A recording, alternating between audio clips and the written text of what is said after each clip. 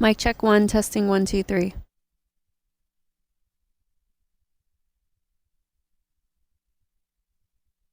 Mic check 4, testing 1, 2, 3.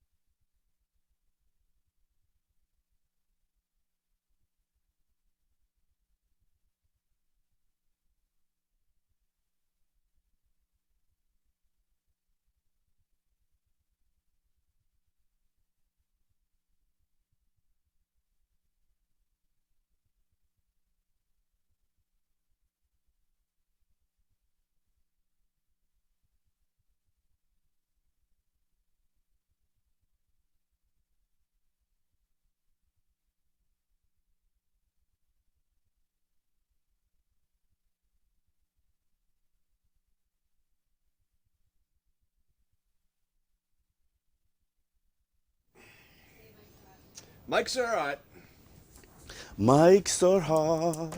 Welcome to a very special season-ending Thursday edition of X's and Omar. Sorry we couldn't do yesterday. There was a big Scheduling press conflict conference yesterday that you went to. Yeah, you didn't go. I had a Ryder Cup press conference up in Palm Beach. Okay. I had to go to. Priorities. The new Ryder Cup. Yeah. Wait, Matt, can you count 10? I can. 1, 2, 3, 4. God damn it.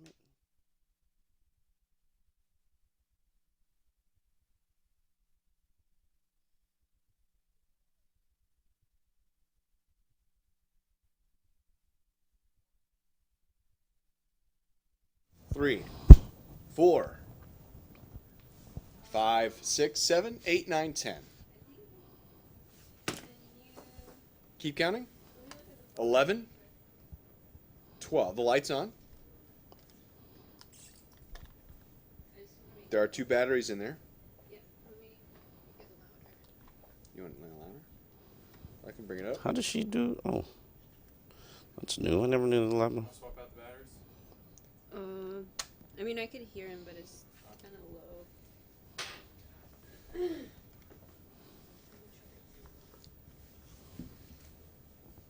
This is it. I mean, he comes out on there. The last one. I know. The last one. Testing 1, 2, 3, 4, 5. Thank you. Oh, thank you. Okay. Are you ready? We should be launching. Yeah, we're ready. We're ready. Okay. So, recording, and we're live in 5, 4, 3, 2. Welcome to the final X's and Omar of the 2016 season. It's it. This is it. We're wrapping it up alongside. Long season.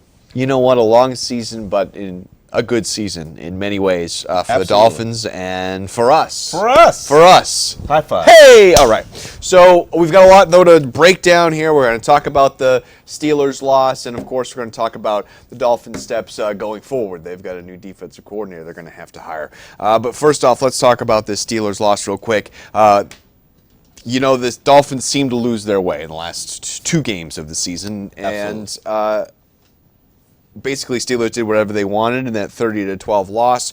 What happened to the spunky, scrappy Dolphins that won those 9 out of 10 games? They ran out of players, ran out of personnel. I mean, you're a team that's basically playing your backup quarterback, 2 backup linebackers. Well, Jelani Jenkins finished out the year playing against as the Steelers. You're playing with Kiko Alonso, who's got a bad hamstring and a bad hand. He apparently had surgery on that hand to repair a thumb, still, so whole casted arm. And this defense really got shredded. They got shredded in the final 2 games. Couldn't stop Le'Veon Bell running the football. Couldn't stop Antonio Brown, who scored 2 touchdowns and 124 yards on the first 2 drives of the game. Blink of an eye. It was embarrassing how bad they played from a defensive standpoint. And offensively, 2 turnovers. Turned the ball over 3 times in 9 snaps. 9 snaps. Yeah, I knew it was 3 consecutive drives, but 9 snaps. That is a recipe for disaster. The Dolphins should be thankful that the Pittsburgh Steelers really dialed it down and didn't keep their foot on the gas. They kind of put it into second gear, trying to finish out the game as they should. When they're probably a team that is peaking at the right time and should be able to contend with. I think they'll take care of Kansas City this weekend, and they should be able to contend with the Patriots in terms of challenging them for the AFC crown. I think no play stands out more than the Antonio Brown touchdown, where it's open field, and it's Antonio Brown versus Bakari Rambo. Yeah. And guess who's winning that? And Bakari Rambo with a bad shoulder, sure, but bad chest. Let's be real about this Dolphins defense. Sure. They masked a lot of things. Think about it. Your defense is playing with 5 of 11 starters that you began the year with. That's a lot to challenge any unit. But your 2 backup safeties, Michael Thomas and Bakari Rambos, are backups for a reason. They're athletically limited. Mm-hmm. some of them, Bakari Rambo was out of the NFL because of injury and durability issues. And at the end of the season, at game number 17, a lot of people are on fumes. And the Dolphins clearly tapped out. They had a lot of very emotional games. Yeah. A lot of games that came right down to the end. A lot of games that felt like they were must-win games to get to where they need to get to. When Yes. you keep on playing them over and over and over and over and over again, yeah, they can build up. Here's what I learned from that game. It had been such a long time since I had seen playoff football in person. That Pittsburgh game, that was playoffs. And the Pittsburgh Steelers, who the Dolphins beat very convincingly in the first game in week number 6, they took it to another level. The Dolphins didn't have another level to match that. Right. And that, to me, was the difference in the game. They brought a physicality that Miami did not have. They brought an execution level that Miami could not match. And that pretty much was the game. And it's a learning curve. It's a learning game for all of these guys. Dolphins should have learned what playoff football looks like. Which is, they can build on this for sure. And I think that I don't think that fans should take this loss to diminish what the Dolphins did this season, because we saw a lot of it even going into the game. The negative Dolphins fans that said, this team's garbage. They only beat one playoff team. This is going to get up. And yes, it did get ugly. But It did. This was a positive season. Very positive season. Plus 4 wins from the season before. And they're going to go into next season certainly favored to be the second place team in the AFC East, because they are a step ahead of the Bills, who are now starting over, and the Jets, who are a train wreck. Jets are kind of starting over as well, but I agree with you. The one thing I would tell you that the Steelers playoff loss taught me, other than the fact that playoff football is a totally different level of execution, is that the AFC North, they play a different brand of football. It's more physical. It's more in your face. We're going to punch you in the mouth. Dolphins also Cincinnati Bengals. Dolphins also Baltimore Ravens in a very convincing loss. And Dolphins also Pittsburgh Steelers in a very convincing loss. And they needed overtime to beat the Browns. Yeah. Overtime to beat the Browns, the one-win Browns. You've got to get better at the line of scrimmage, in my opinion, in order to be a competitive NFL team when it comes to playing everybody else other than the AFC East. All right, let's take some of your questions. We'll go to Sandro. Has this season's success and good coaching made the Dolphins a more attractive destination to free agents? Oh, certainly. I've always said this throughout the years. I cover NFL, so I know the players. 40% of the NFL, the entire NFL, all 2,000 players live down here in the offseason. Sure. That's about 800 players. A lot of them would like to make this their long-term home, whether it be the end of their career or whether it be their second contract. And everybody knows Steve Ross likes his reputation as a big spender, baby. He likes the reputation of pulling out his wallet and making you rich. Dolphins will have roughly $40 million in cap space. They could have more with they purge Mario Williams, Earl Mitchell, Cole Misi. That we'll worry about that later. Maybe even Brandon Albert. We'll worry about that later. But the Dolphins have cap space. The question is, will they spend wisely? Because they've spent before, but have they spent wisely? And I think that this will be an ideal destination for South Florida. For not only South Florida talent, but people who want to be down here, because the reputation on Adam Gase is getting out there that he's a coach that people would like to play for. Well, that's the next step, right? Because, yeah, sure, Miami's always been a great place for your guys to come and make some money. But nobody wanted to come here because it was a train wreck. Right. Well, and they said, well, if we win, we win. But this is going to be a great place to live. Yeah, absolutely. Now, will this start attracting guys who not only see it as a place to live, but a place that they can win? Absolutely. If you look at the 3 teams in Florida, Tampa Bay, Jacksonville, Miami, no competition in my mind. Jacksonville can change all that if they get headed in the right direction. Sure. But they're a couple years behind Miami. Tampa Bay is right there in the mix, but they play in a fairly tough division.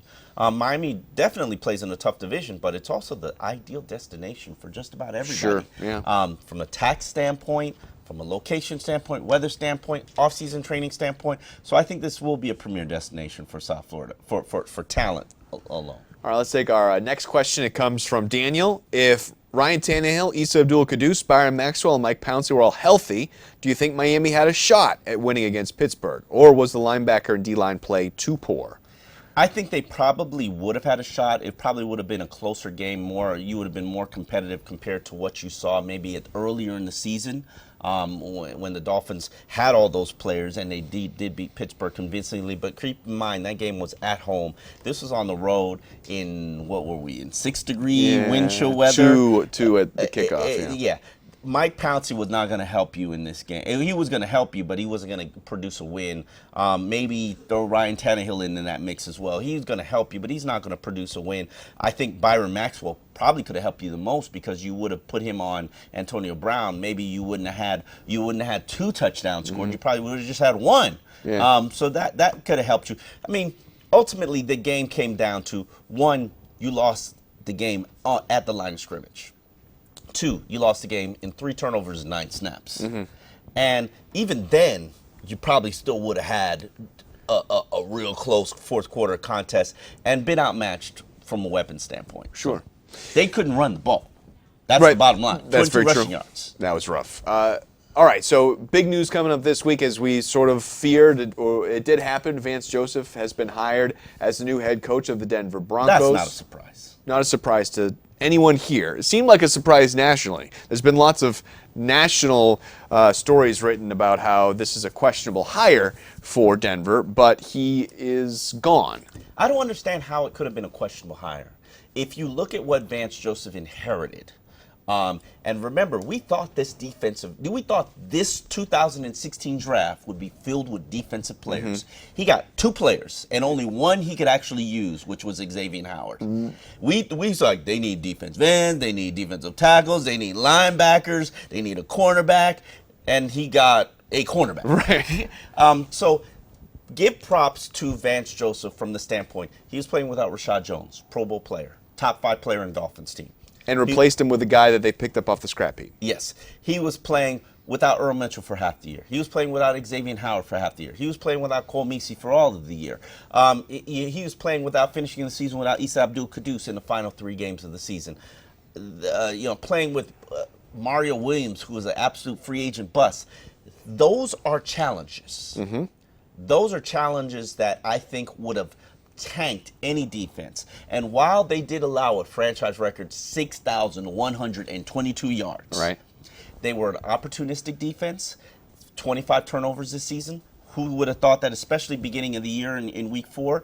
They also produced third down stops. They were number 1 in the NFL for 13 of 16 weeks in the NFL in terms of third down defense. That's pretty impressive. They were the best when it mattered the most, Absolutely. Which points at coaching as being one of the reasons why. And I'm not putting, I don't want to say that I thought it was a surprise because I'm not surprised. I think lots of people in Denver thought that Kyle Shanahan was because they were looking for an offensive coach and because of the Shanahan name in Denver. They have a veteran defensive team. What do you do when you have a veteran defensive team?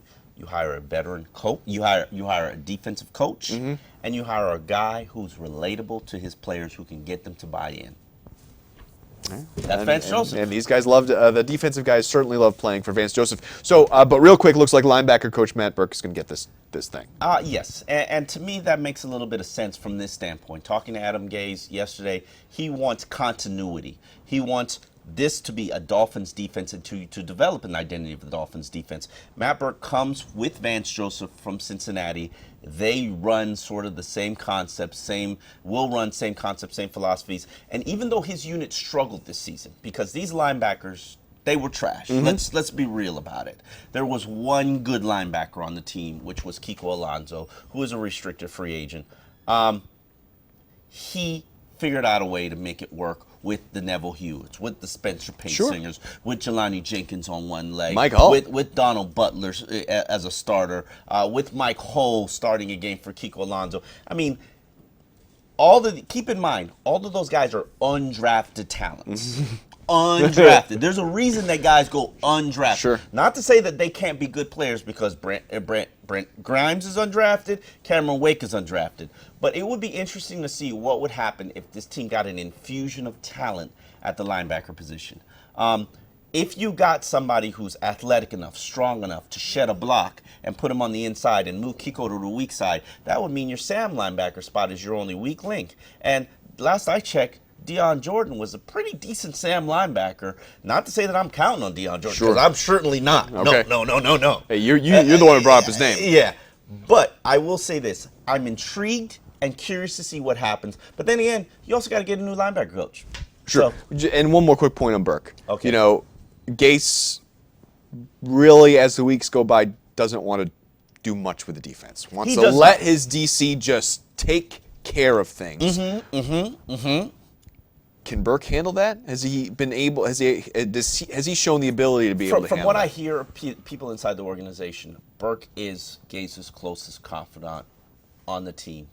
Maybe defensive-wise, they get along. They're friends. Not to say that matters, because it's really going to be performance-based. This is a guy who played at Dartmouth, who coached at Harvard. He's intelligent. He knows the position. He knows defenses. And if you really understand who the Dolphins are, they are a team of young, hungry people and young, hungry coaches. Why not? Now, you can go the direction of going with a retread, a Gus Bradley, a Wade Phillips, a Rex Ryan. One, Rex probably doesn't want to work. He wants to go through TV, prop up his name a little bit. Wade Phillips, didn't he nearly got to go to the hospital this year? Wade Phillips is what, 60-something years old? Gus Bradley, he's got other interests out there. And then keep in mind that Adam Gase wants to run a 4-3 defense. Gus Bradley runs a 3-4 defense. So here's my thing. I trust Adam Gase. That's hard for me to say. Hard for me to say that I trust somebody. So I got trust issues. Right. And if I could say I trust Adam Gase and I trust his decision, you should too. Let's move on and talk a little bit about the other big piece of news that came out of the press conferences yesterday, and that is that we really don't know about what Ryan Tannehill is going to be doing this offseason, whether or not he It's the Tannehill mystery. It's Tannehill mystery. Does he need surgery or not? What do you make of the fact that they haven't made a decision yet? All I could do is say two things on this issue. One, I trust and believe in Ryan Tannehill. Remember, this is a pre-med guy. This is a guy who studied medicine. He knows medical and sports medicine in particular. And if he feels that he doesn't want to do surgery, I'm okay with that for right now. But I can also relate it to this. I had an MCL clean out, just a little scar tissue being removed, going under surgery. They say, when we get in there, we'll know more what we need to do.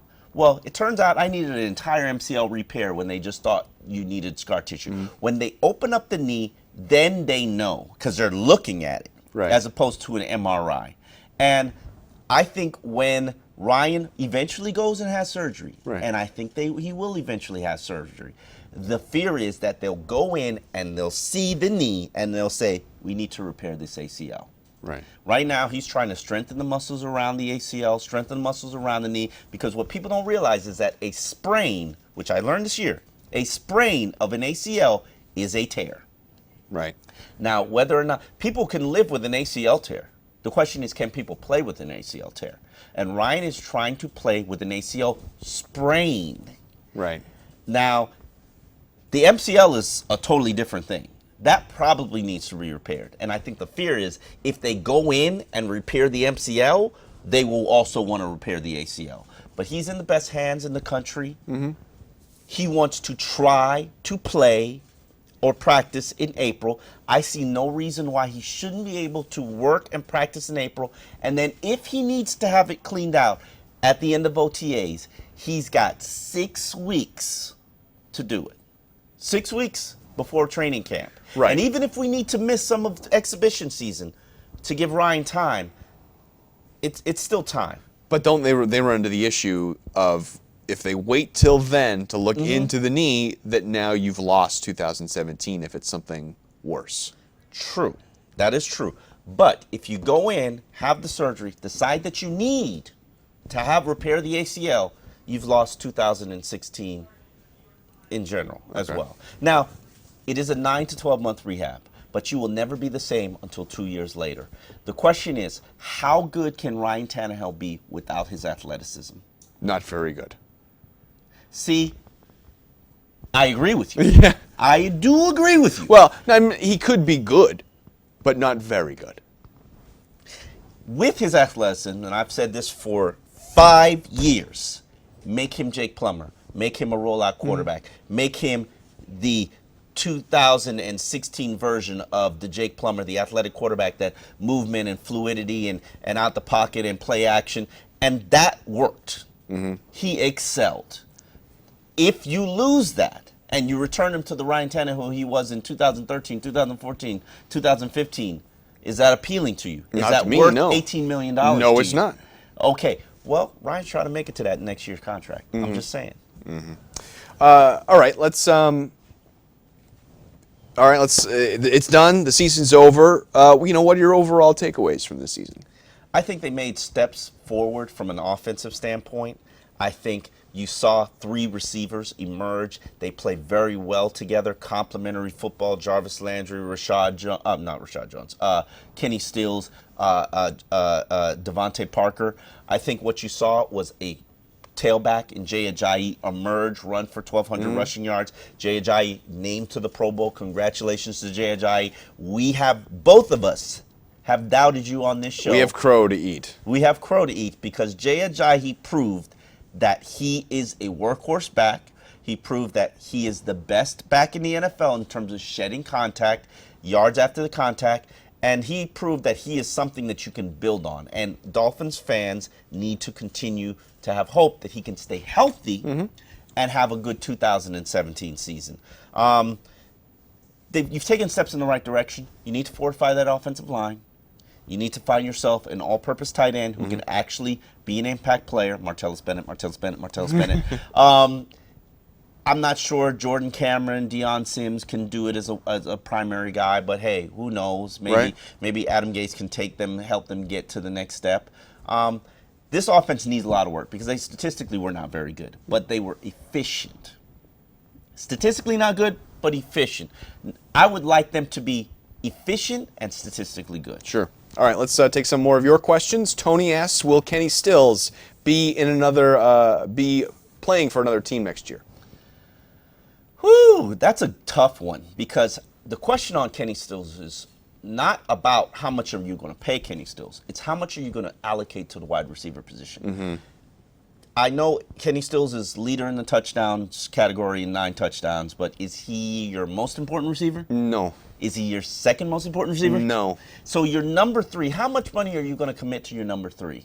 Probably not what someone else is going to pay Stills. Probably bring him in as a number 2 receiver. Okay. I think most teams would see him as a number 2 receiver. He is what you call a spacer in the scouting community in terms of his speed, his deep threat ability, forces safeties to go with him and keep teams honest. When they don't keep teams honest, he hits you for a touchdown. Sure.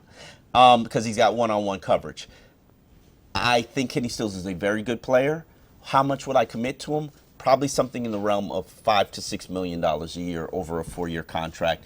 Only probably about 12 to 13 million of it guaranteed. That's my number. Now, the inflation of free agency might inflate that number a little bit. I think it's realistic to think that the deal that the San Diego Chargers gave former University of Miami receiver Travis Benjamin, which was 4 years, $24 million, $13 million guaranteed, is a fair ballpark price for Kenny Stills.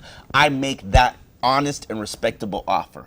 If he does not accept it before free agency, I prepare myself to move on. Roundabout, how many spacers are there in the NFL that are as good as Kenny Stills doing what he does? I mean, we're talking there are a lot. There are a lot. You can go get Ted Ginn for the minimum for $2 million a year, and he could do the exact same thing that Kenny Stills could do, and probably give you a return game that's a little bit better than a returner that shall not be named. John asks us, with Cameron Wake getting more mature, should our priority be at defensive end or tackle? I think your priority should be both. Yeah, right. I have banged the table for defensive tackle help for the last 2 years.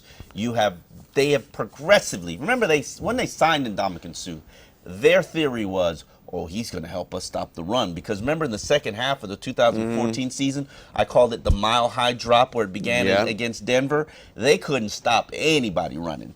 Here we are 2 years later. They can't stop anybody running. Right. And that's factoring in Ndamukong Suh's $114 million contract. You need new defensive tackles. You need new defensive ends. You need an entirely new defensive line. Right. And Cameron Wake is 35 years old. I'm not disrespecting Cameron Wake. Cameron Wake is a monster. Yeah. Cameron Wake is an impact player. He's a Pro Bowler, 11 and a half sacks, 5th Pro Bowl season, probably a Hall of Fame player. Cameron Wake is 35. He ain't getting any younger.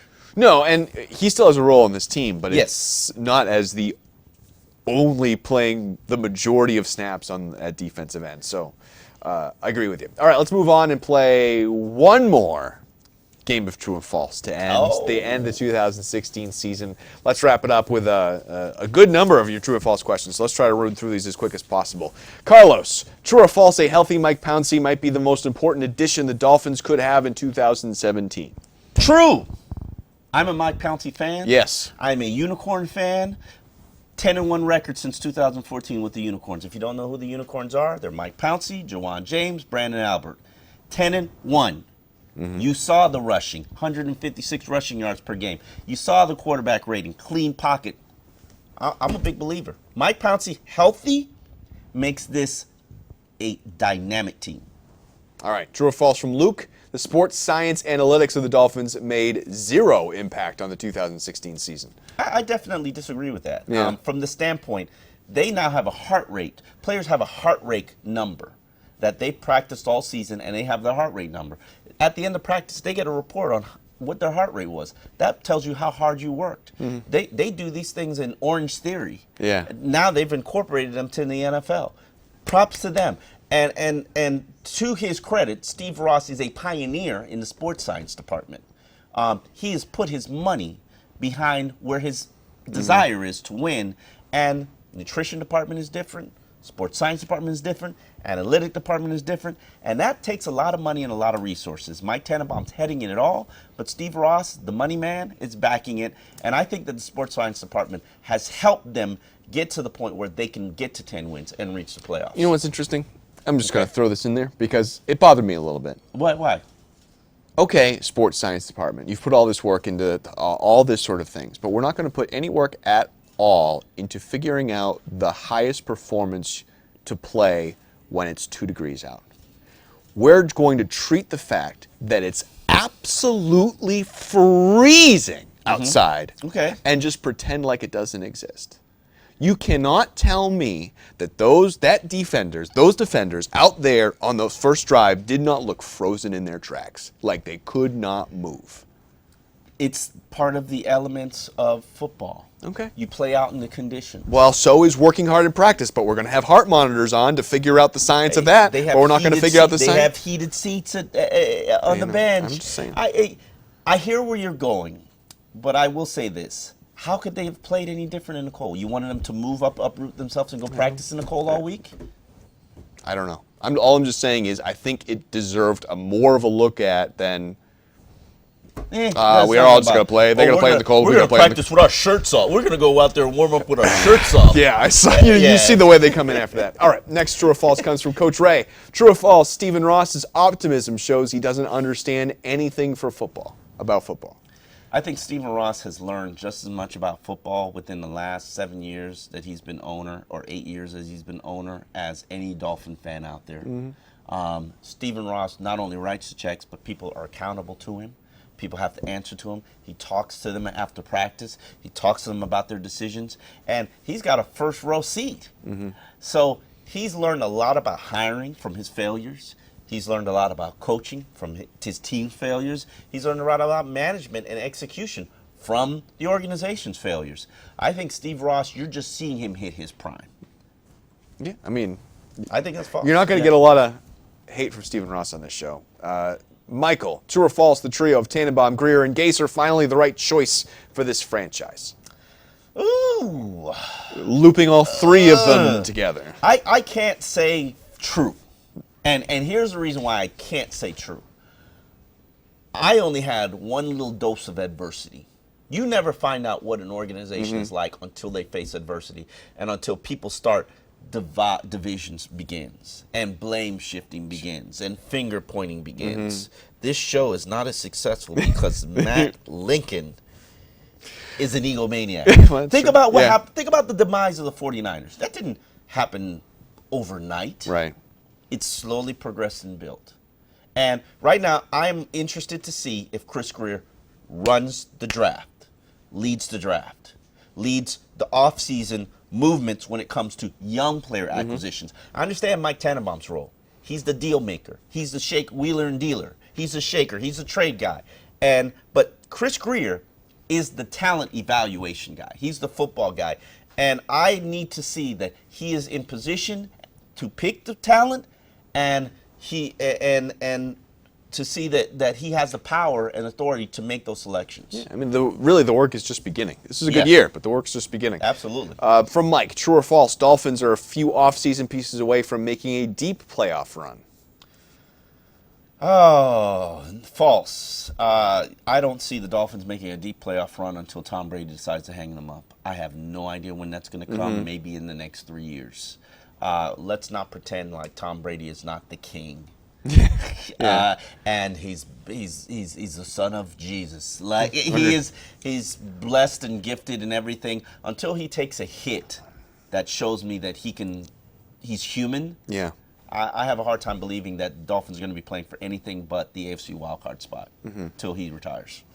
True or false, Wade, from Doug, Wade Phillips becomes our next DC when Miami moves on. When Miami moves on, that's going to be false. Wade Phillips. We just talked about that. Yeah, Wade Phillips is forever old. He'll probably move on to another team, but it won't be Miami. Wade Phillips runs a 3-4. Miami wants to continue to run a 4-3. Okay, John, true or false, there are realistic available options to improve our linebacker unit and or run stopping capability. Absolutely. There are realistic options, not only in the draft, which is probably the preferred way to go because it's younger and it's cheaper, but in free agency. You've got guys like Lawrence Timmons from the Pittsburgh Steelers. You saw him destroy the game for Matt Moore, sacking him. Dante Hightower with the New England Patriots. Dante Hightower, I think the best way to pick apart a rival is to sign their good players. Or at least bid for their good players, raising the stakes for them. Now, was Dante Hightower a dynamic player? No. Is he a good player? Yes. Would I bid for him? Absolutely. Would I overbid for him? No, thank you. Right. So I think the Dolphins should get involved in the bidding for at least Dante Hightower. Lawrence Timmons, I'm not sure if he fits because he's a 3-4 guy. We've talked in the show about how Kiko's sort of playing out of position, playing middle. Do you think the Dolphins realize that? Yes. Okay. And that comes from Vance Joseph, who at the beginning of the season couldn't figure out whether Kiko is a weak side or a middle guy. All right, one more. Let's go to Nate. True or false, Adam Gase keeps the offense intact? I think this is a true. If you just look at some of the offensive pieces, getting Ryan Tannehill to come back for a second season, that's very important. Re-signing Kenny Stills. Kenny Stills is going to get a respectable deal, probably a Rashard Matthews-esque deal, but is he going to break the bank? No. I think the Dolphins pay him a respectable fare. Re-signing Jarvis Landry is important. Jermon Bushrod, the starting right guard, getting him back I think is key and important just from this standpoint. He's a veteran. He brings a lot of leadership to the team. He's shown you that he can be durable. And he's not going to be expensive. He's relatively going to be somewhere in the $2 to $3 million ballpark.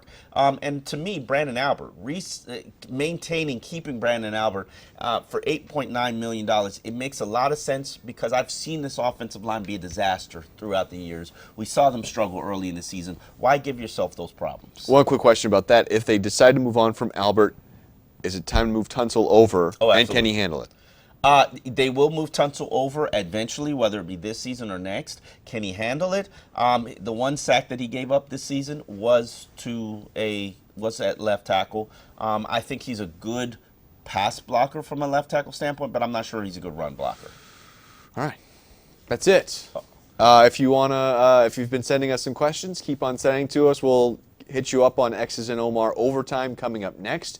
You can listen to our show on podcasts. Just search iTunes for X's and Omar.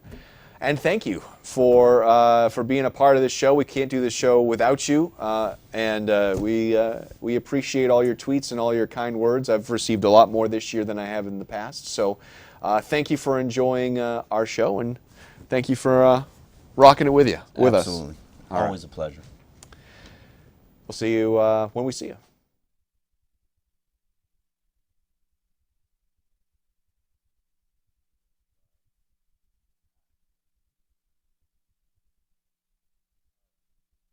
Mics are hot again, Okay, great. and I'm recording. All right. Great. All right, now this is the point where you congratulate me on winning picks. Absolutely. I wanted to get you a crown, but I could not go to Burger King. I would have. Do they still give your crowns? I don't know. That is a know good whether question. They should. I didn't give it enough thought. I wanted to give you a crown. Congratulations. Hey, thank you very much. I made a horrible selection. It was tough. It was really probably the worst I pick didn't of want the us year. to end in a I tie. openly laughed at you. I know you did. when you picked. And you deserve to openly laugh I'm at me sorry. because they played horrendous Yeah. against the Pittsburgh Steelers. They did, and I mean, I saw that performance coming just because of those weapons. And They were on fumes. You know, they were, but still, I mean, it was 20-6 at the end of the first half. Yeah. And And then I three straight turnovers. certainly sort of thought they could have made something of it. And unfortunately, those turnovers, and they're not all on Matt Moore. You know, it's not all on Matt Moore's shoulders, that all those turnovers, but it was. Certainly didn't look good. Didn't look good. Here's one question that we got from Justin Banker. Yeah. For the 2017 season, what are the 3 things you need to keep doing to remain on this course? I mean, that's a question. The 3 things that the Dolphins need to keep doing Absolutely. to remain I on don't this think they course. were talking about Xomar. Okay. Well, the first thing that I would do is stop overpaying for players. I think that they're It's hard to do in this climate. It's very hard to do, but I think you can. I think you need to draft better. Draft better. It's hugely important. And All right. Draft better. and I would say reward the guys by signing those that have deserved to be re-signed. Rashad Jones, Jarvis Landry, Mike, Brandon Albert. You know, Retaining, yeah. retain the guys that are winners and need to be retained. I feel like we've seen so many good players be jettisoned off just because Yeah. they don't want to pay for veterans. Mike Tannenbaum calls it graduation. Yeah, I know. And I You need to understand. keep these guys. The market in free agency is an ultra inflated market. You are worth what somebody's willing to pay you. Sure. Unfortunately, a lot of these deals are fake 2 or 3 year deals. I mean, Dolphins have been handing out fake 2 or 3 year deals as well. So try not to let your guys hit free agency. And they've done that with 2 guys, Sam Young and Marquise Gray. I mean, obviously not major free agent names, but they got that done. Is there concern over Vance Joseph taking some of the coaching staff with him? Do you think? I don't know the answer to that question. You tell me. I think there's a concern about some secondary guys. I'm not the important guys. A lot of coaches are under contract. Sure. The only coach I would probably be concerned about is Lou Anarumo. Yeah. The defensive, the secondary coach. They work closely together. Lou was being pursued by other teams last year. Dolphins wouldn't let him out of his contract. Now he's a kind of a free agent in January, so maybe he shops around and sees where is the best fit for him. Okay. And I think he did an impressive job with the young cast of characters that he had there. Sure, he made Tony Lippett Yeah. a decent enough player. Adam Gates, this is a question from Eddie Lair. Adam Gates has shown he can do it, so should we get used to seeing Finns in the playoffs more often here on out? I would say no. You shouldn't be. No? No. Why not? No. It's hard to sustain success in the NFL. Sure it is. A lot of it comes down to injuries and luck. I say this all the time. They make the ball an oblong-shaped balls because they want it to bounce funny. And sometimes games bounce funny and seasons bounce funny. Look at the New York Jets. I would have swore to you they would have been a 10-win team in the playoffs. And they lost some of their key leaders, and team just fell apart. Yeah. Changed coaching staff. Now Todd Bowles is on the hot seat. You never know. Losing Vance Joseph could just this defense go from bad to horrendous. Still not quite sure exactly what happened to the Arizona Cardinals this year. Still trying to figure I think out a lot that. of their issues are injury. So this is a good question. I definitely want to answer. Okay. I'll let you get to your questions. Max, Heat fan 78. Okay. Pro Football Focus grades the Dolphins' offensive line as 30th in the NFL. Thoughts? He says, I didn't think they were that bad.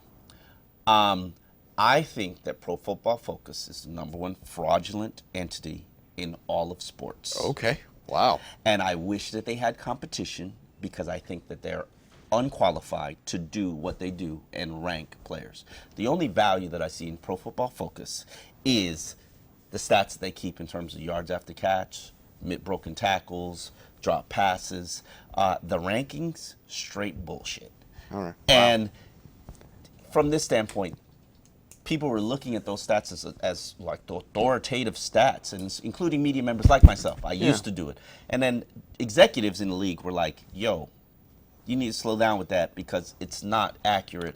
A single block, and this was back when Vince Wilfork was playing with the Patriots and young. He was like, answer this question. Samson Satelli blocking Vince Wilfork one-on-one, is that the same as Samson Satelli blocking Randy Starks one-on-one? No. So how should it be graded the same? Right. And their rankings. Yeah, I mean, one of the broadcasts, I think it's NBC, actually puts them on the air. But that's because Chris Collinsworth Okay. bought them, owns them, blah blah blah. And every NFL team has created their own analytics department because everybody. The problem is there's no competition. One Right. day I'm gonna quit this job and kind of create. I mean, Max, you watch the games, Max. Mm-hmm.